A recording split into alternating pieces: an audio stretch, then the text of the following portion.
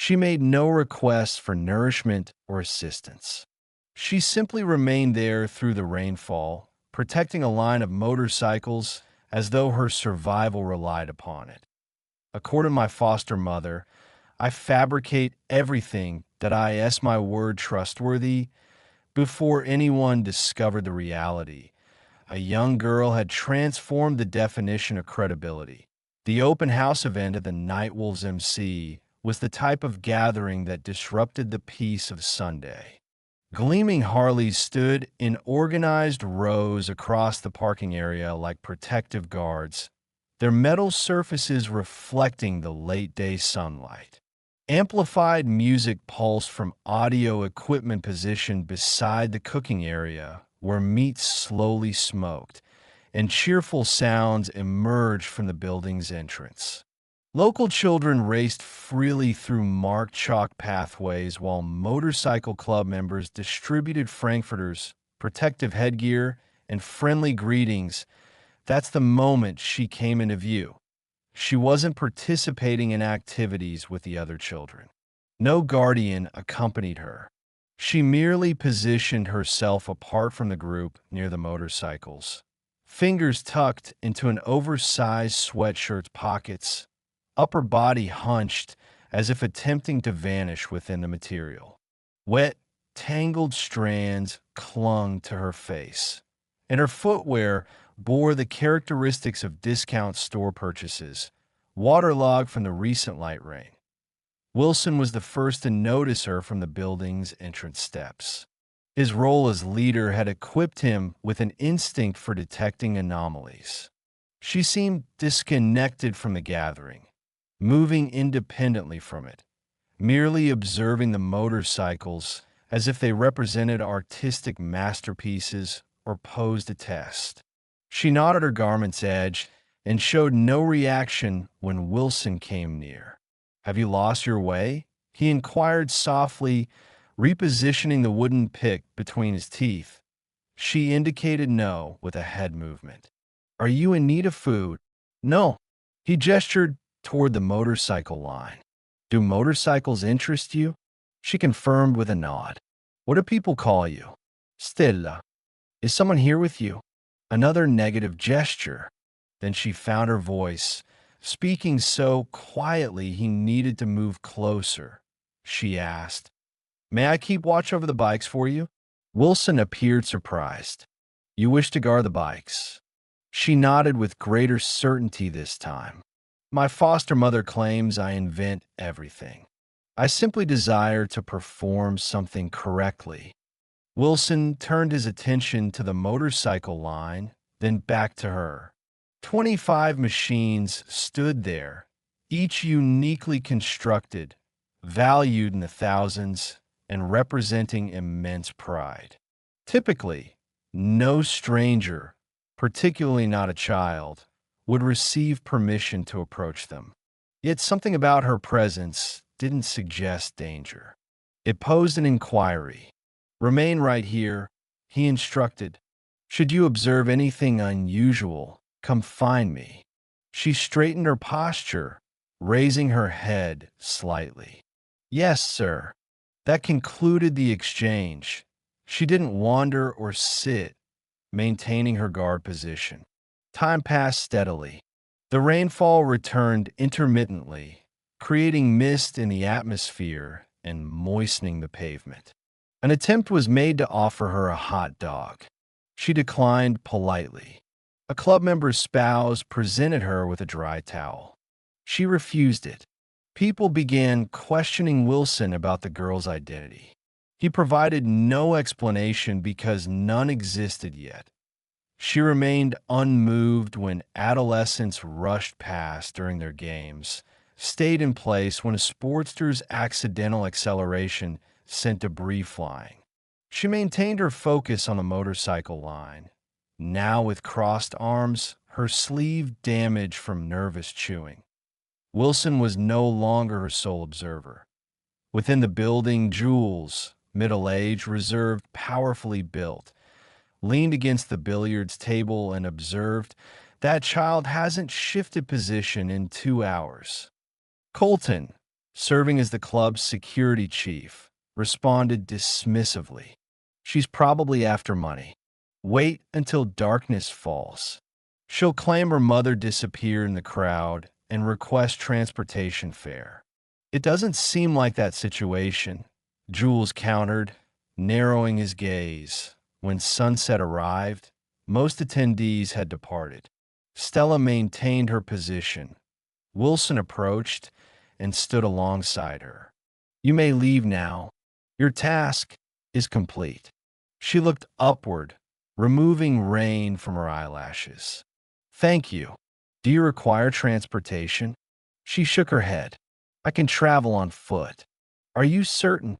I always walk. Wilson observed her carefully for an extended moment. She had requested nothing. Not a single time that he indicated the storage structure where the club's tool collection existed in chaotic disarray. Wrenches, socket collections, lifting equipment, and partially destroyed identification tags. What approach would you take if we permitted you to catalog that? She paused for the first time. Everything, she questioned. Wilson confirmed with a nod. Every single component. I begin by organizing according to purpose, followed by dimensions, then sanitize and mark everything. Likely implement a color system as well. I possess marking implements. You have marking implements. She nodded. In my bag. He raised his eyebrow. You're being serious. I don't fabricate information, she stated in a monotone voice. Not regarding these matters. Wilson turned toward the building. Arrive here tomorrow at 3 o'clock. Bring your bag. Okay. And Stella, he continued, don't handle anything dangerous or heavy without consulting me. She provided a brief, businesslike nod. Yes, sir. She departed into the mist, moving quietly and purposefully, like someone accustomed to unnoticed exits. But Wilson remained at the parking area's edge long after her departure, staring at the vacant space where she'd stood, as if she'd protected something beyond machinery and chrome. The following morning, the storage area remained chaotic. Nobody anticipated her actual return. T3 o'clock, she appeared. Identical sweatshirt, identical damp footwear, a worn bag suspended from one shoulder. Wilson unlocked the storage building. It's yours to organize. She entered, her gaze surveying like a military person evaluating a combat zone. Jules passed by heading toward the workshop and glanced inside. You're actually permitting her to handle club equipment? Wilson crossed his arms. No, I'm permitting her to systematize them. Jules displayed skepticism. You're being serious? Wilson didn't respond. He watched as Stella already accessed the first compartment and extracted mismatched pliers. She positioned them parallel on a cloth and frowned. Jules angled his head. Do you believe she's being truthful? Wilson nodded gradually. She didn't communicate it verbally. She remained in the rainfall for 6 hours without wavering. That represents a distinct form of truth. Colton scoffed from behind them. Or a distinct form of deception. Wilson didn't acknowledge him. We'll discover the reality soon enough. And discovery would come, though not as anyone predicted. Following her initial week, Stella had visited the Nightwolves facility 4 occasions. She made no requests for transportation, nourishment, or currency.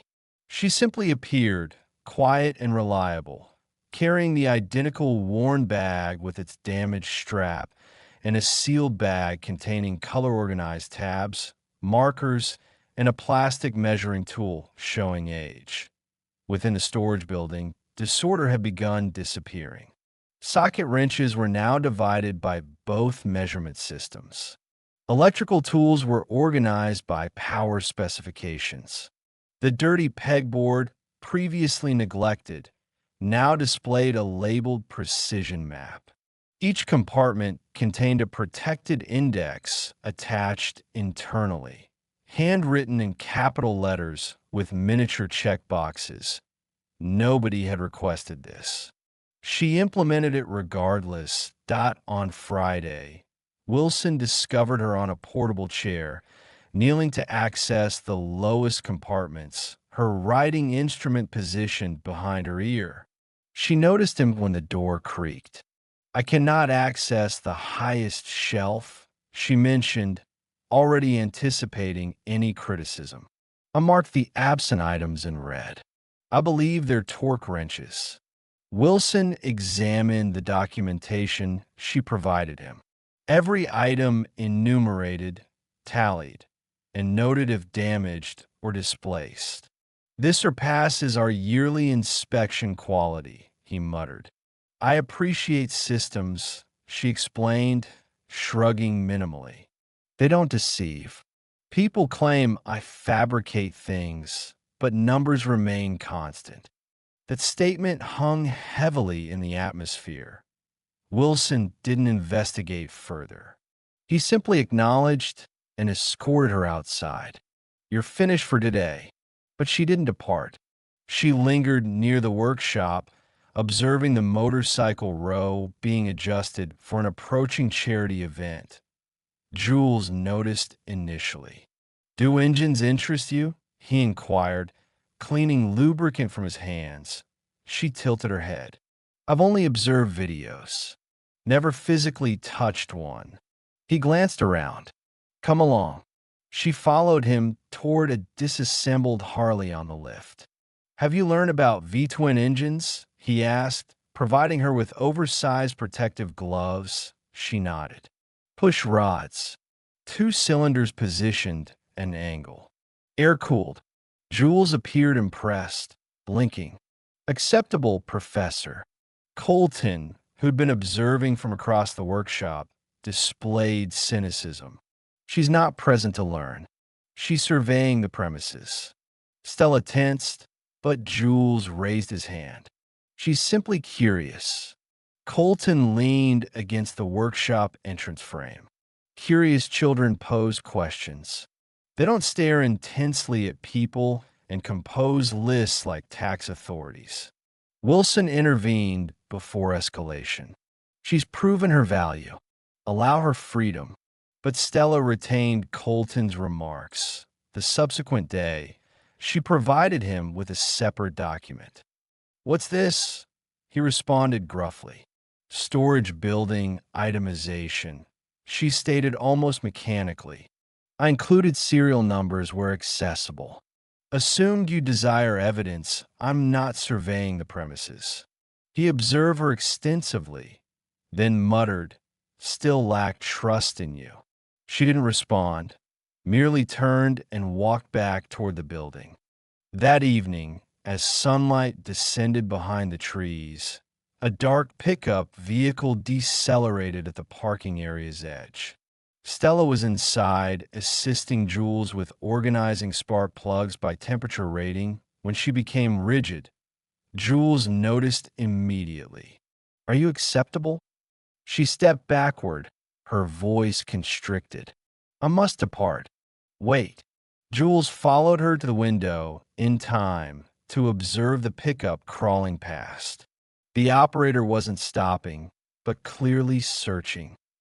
"Do you recognize that vehicle?"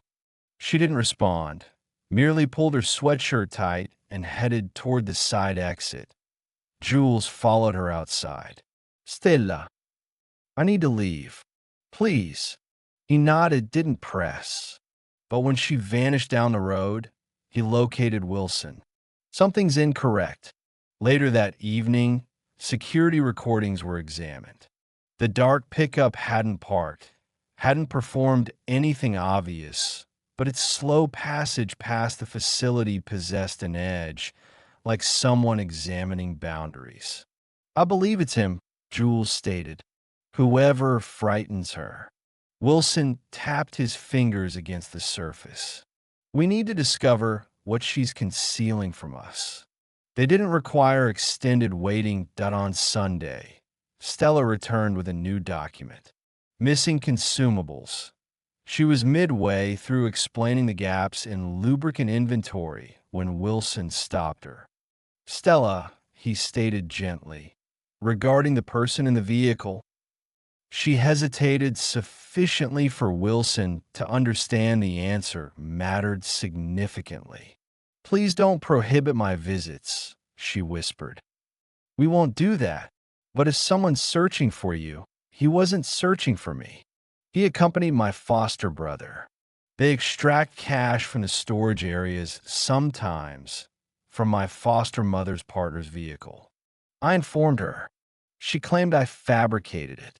She maintains I invent everything. Wilson's jaw tensed. Jules moved closer, arms crossed. Have you ever informed the educational institution? I attempted. They contacted my caseworker. She claimed I possessed an imagination issue. Have you ever informed anyone regarding anything else?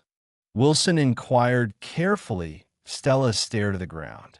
Her voice became so minimal it nearly disappeared amid the workshop clatter. He touches things inappropriately, sometimes when mother's asleep. I informed her. She claimed I was attempting to destroy everything. Jules looked away, his jaw clenched. Wilson was already accessing his phone. Would you accept speaking with someone outside the system? He asked. She looked upward suspiciously. Like who? Like our acquaintance?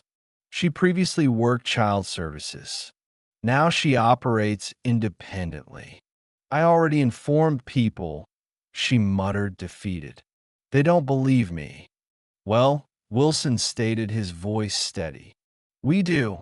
That evening, Wilson contacted Rachel Davies, a former investigator transformed private advocate.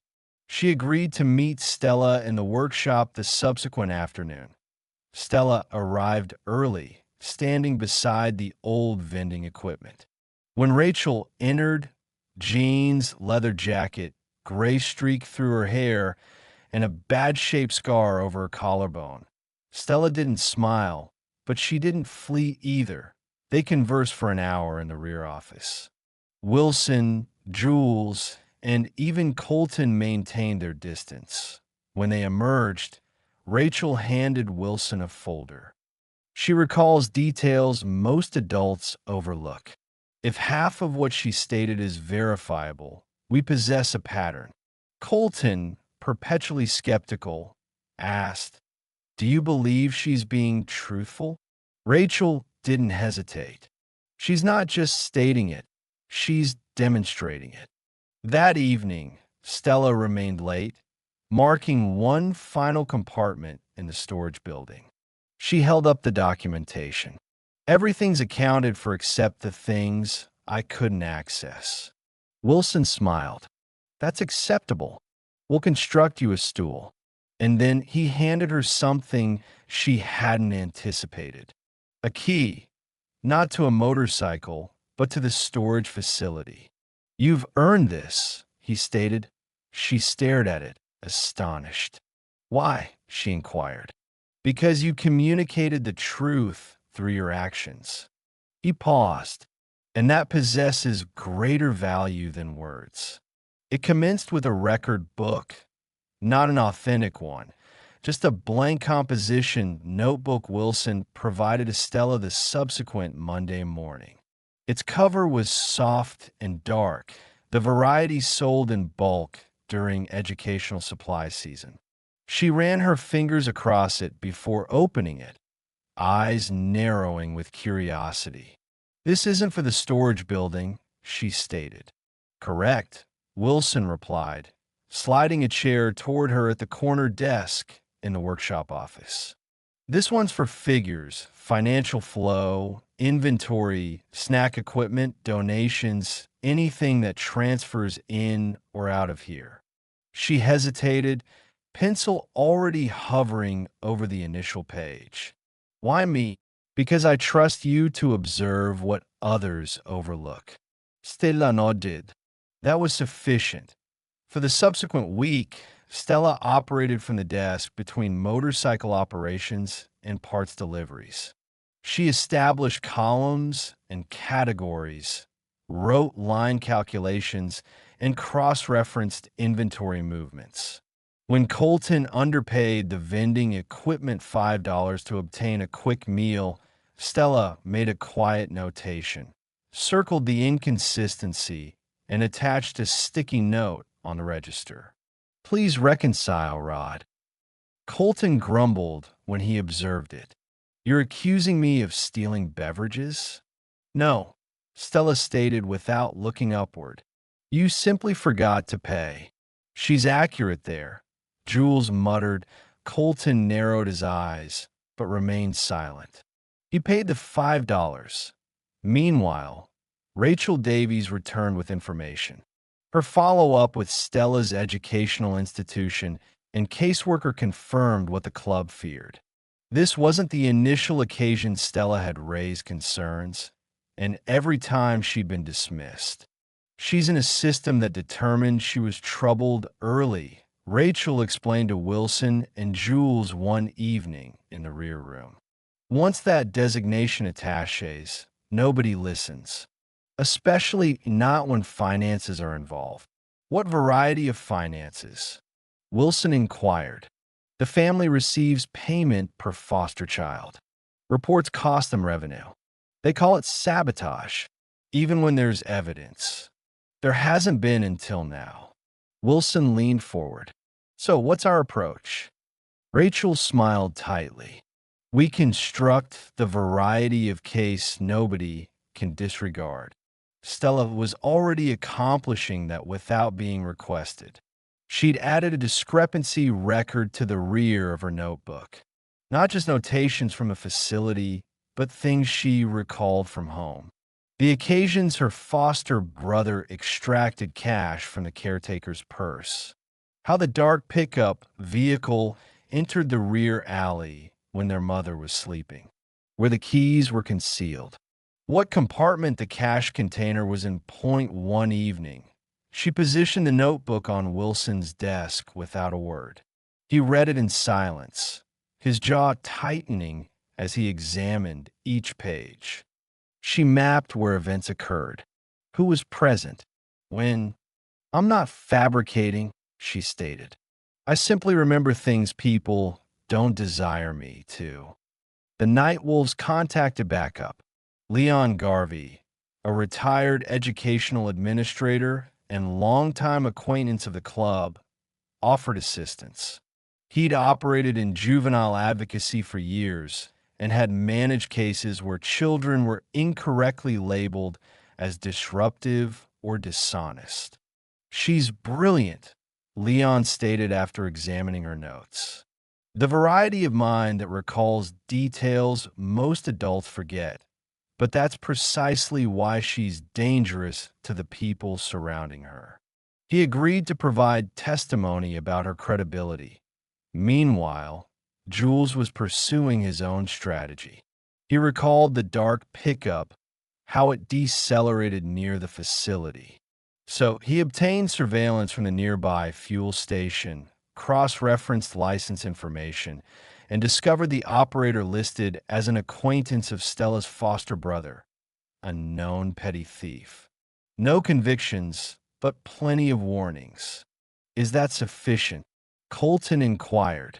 No, puedes responder. But it's a beginning. That weekend, the club arranged a small test.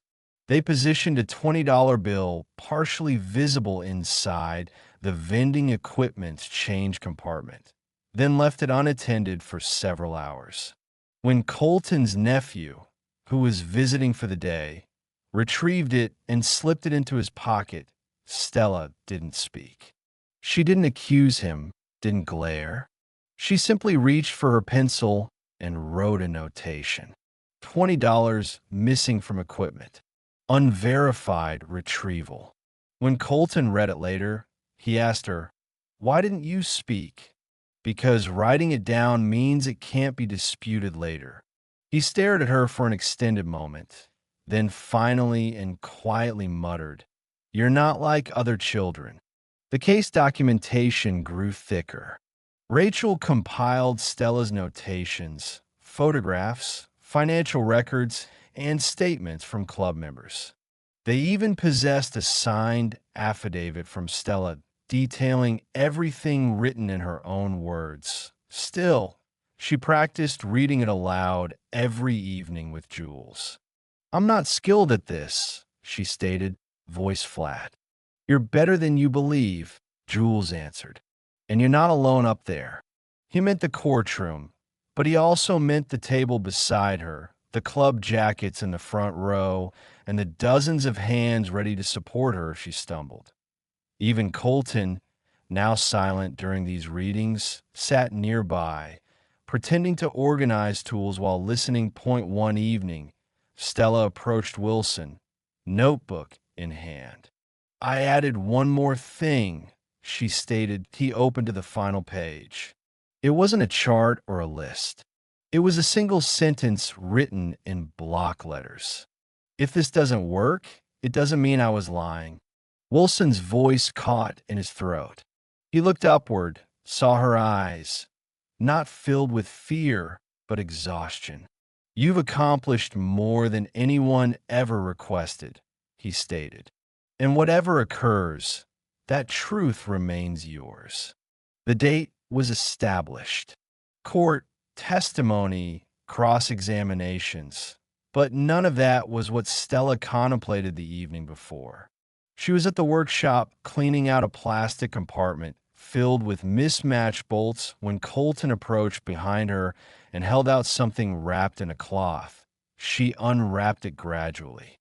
It was a small brass identification plate. "Stella, Ledger Queen." She blinked. "It's for the compartment," he stated gruffly. "You've earned it." She smiled barely, but didn't speak. Instead, she reached in her bag, extracted a roll of adhesive tape, and stuck the identification plate dead center on the desk's front compartment. That was her space now, and tomorrow she'd speak. Not to demonstrate she was brave, but to demonstrate she'd always been correct. The courtroom wasn't large. No marble columns, no echoing footsteps, just pale wood, flickering fluorescent lights, and a judge whose reading glasses slid down her nose as she skimmed case documentation. Stella sat at the front table in a pressed gray sweater, sleeves pulled low over her palms. Her composition notebook, now worn soft at the corners, rested on her lap. She didn't hold it like a weapon, more like armor. This story reminds us that some truths can't be verbalized. They have to be demonstrated. Stella didn't just request to be trusted. She proved it one small act at a time. What would you do if a child informed you they weren't fabricating, just unheard? Comment below. And if this moved you, give it a like, share, and behind her, 3 members of the Night Wolves sat in full colors. Wilson, in his usual calm silence, Jules with his arms crossed like a shield, and Colton, stiff as a board, looking like he'd rather be anywhere else, but still there, still watching. Rachel stood beside Stella, legal documentation in hand. But she wasn't the one drawing the room's focus. It was the girl. The girl who wouldn't stop writing, wouldn't stop counting, wouldn't stop remembering. The judge cleared her throat. "Miss Stella Carr, do you wish to make a statement before we proceed?" Stella stood. Her legs wobbled. She gripped the table edge. Ido. She didn't look at the foster mother. Didn't look at the boy beside her, slouched in a collared shirt like it itched. She looked straight ahead. "My name is Stella. I am 12. They claim I fabricate things, that I distort the truth, but I don't. I simply pay attention. I write things down because when I verbalize them, people believe I'm fabricating. So I began writing everything. And then I arrived at a location where people didn't request me to explain. They simply observed what I accomplished." She held up her notebook. This is my method of remembering. Not with stories, but with details, numbers, sketches, places nobody else examined.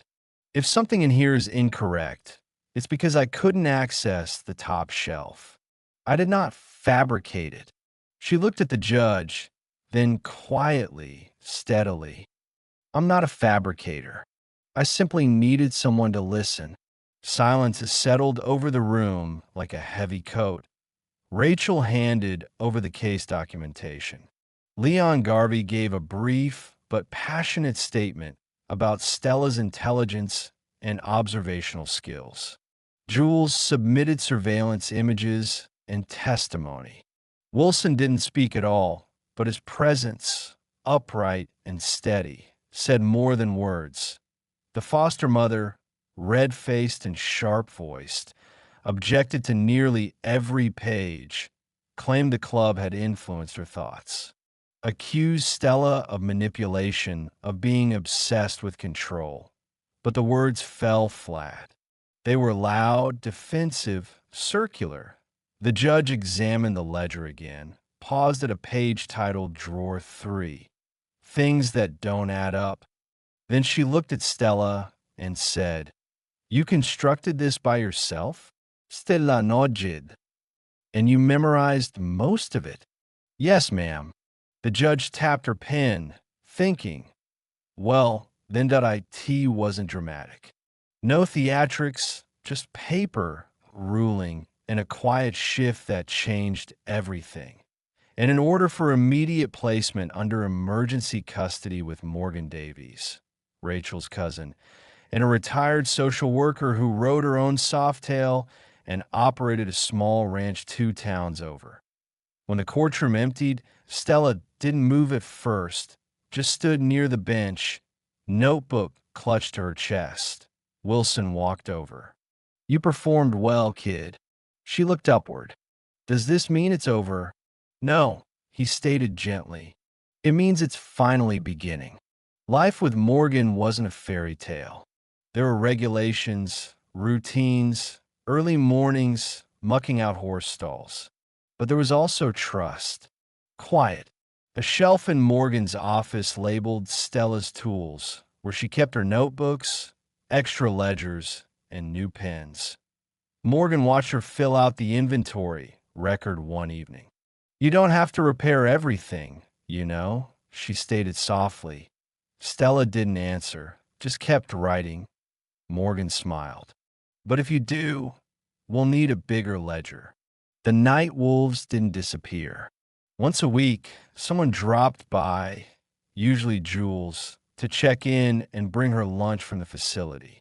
Colton never visited alone, but whenever he came, he brought something small. A label maker, a set of metallic Sharpies, a roll of number tags. One afternoon, she handed him a sticky note. "Burger count off by 2. Suspect you." Colton read it, grunted a laugh, and shook his head. "She's learning." School things changed, too. Stella joined the student supply team and reorganized the inventory so precisely that the janitor offered her a part-time stipend. By winter break, she had her own key to the school supply room. She didn't smile often, but when she did, it was subtle and real, like the kind of smile that grows from relief. 3 months after court, the Night Wolves hosted another open house. Kids, bikes, burgers, music, just like before. Only this time, the girl wasn't standing by the bikes in the rain. She was at a folding table near the building door, clipboard in hand, assigning volunteer stations and supply counts. Wilson passed by and raised an eyebrow. "You taking over my event?" Stella didn't look upward. "You stated to manage inventory." Colton, walking by with a tray of burgers, snorted. "You give her one clipboard, and she's got half the crew reporting to her." Jules chuckled. "Give it time." She glanced at them all and just barely smirked. Later that day, a younger child wandered near the bikes and asked if he could help watch. Stella looked at him carefully. Nervous posture, frayed sweatshirt, hands in pockets, chewing a sleeve. She reached in her bag and extracted a small clipboard. "Start by counting the spokes," she stated. The child blinked. "All of them. All of them." And when he nodded and got to work, she turned back to the table, extracting a fresh sheet, marking the top with block letters. Volunteer 02, probationary. She was constructing something, not a ledger, not just trust.